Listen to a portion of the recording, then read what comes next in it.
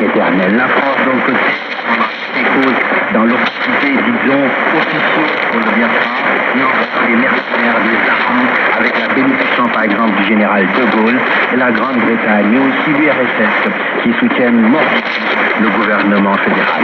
Le Biafra apparaît alors comme une guerre pas seulement africaine. Tout le monde y projette ses fantasmes, alors qu'une tragédie se joue.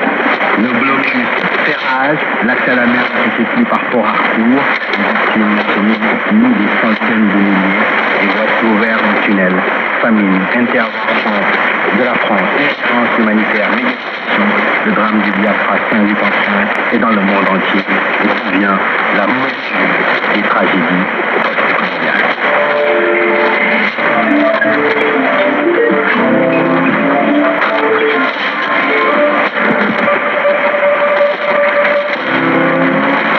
Je vous raconte la suite de cette guerre qui a frappé après un journal sur la radio du monde. A tout de suite, pour continuer à écouter la mémoire.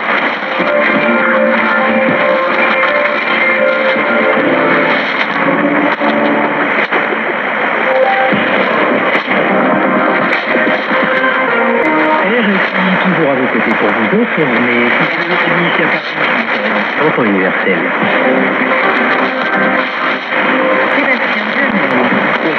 Votre dernier journal africain cette matinée avec à la lumière face au Royaume-Uni sur la question migratoire. Kinshasa accepte finalement le retour de ses ressortissants également entrés sur le territoire britannique. Plus de 256 véhicules collectif pour la défense des droits du peuple de la Ouad. Il accuse principalement les militaires maliens et leurs alliés russes. Au nord du Maroc, face aux inondations, avec des pluies tout en le passé. Tout sera ensemble. Et puis un festival qui mène la musique et défense de l'environnement. Le festival de reggae est devenu un festival religion. La 4e édition est dédiée cette année les bras de fer sont finalement en faveur de Londres. Kinshasa, les autorités de Russie acceptent finalement de reprendre les ressortissants en situation irrégulière expulsés du Royaume-Uni. L'annonce a été faite ce week-end par le gouvernement britannique après plusieurs semaines de tensions diplomatiques autour de cette question. La réponse a d'ailleurs décrit un manque de compétition dans le retour des migrants. On menacé d'imposer des restrictions de visa, voire d'en suspendre totalement la France parce qu'elle l'annonce a été officialisée à l'issue d'une audience ambassadrice britannique dans les pays et Christian Babou, les ministres délégués en charge de la diaspora congolaise et de la francophonie.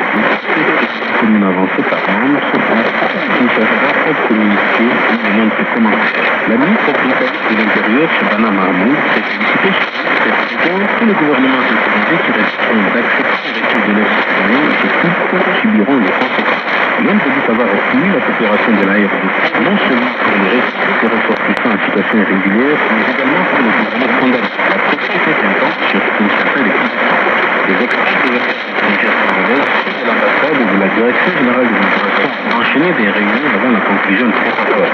D'après une source dossier, ces réunions se poursuivront avec la haute autorité britannique pour définir les modalités pratiques des retours. Pour plusieurs semaines, c'est toutefois sur des conditions d'identification des personnes concernées et respect des droits humains, rappelant qu'aucune expulsion ne peut intervenir en cas de doute sur la nationalité. Pascal Grégoire, Kinshasa, au Mali, le collectif pour la défense des droits du peuple de l'Azawad a diffusé hier son rapport annuel sur les violations des droits humains. Un document de 60 pages listant l'ensemble des actions commises contre la population civile. Le collectif affirme que 163 personnes ont été tuées dans le centre du Mali en 2025 et il accuse principalement l'armée malienne et les mercenaires. Principal point d'inquiétude pour le collectif, c'est l'intensification des violences contre les populations. Nature des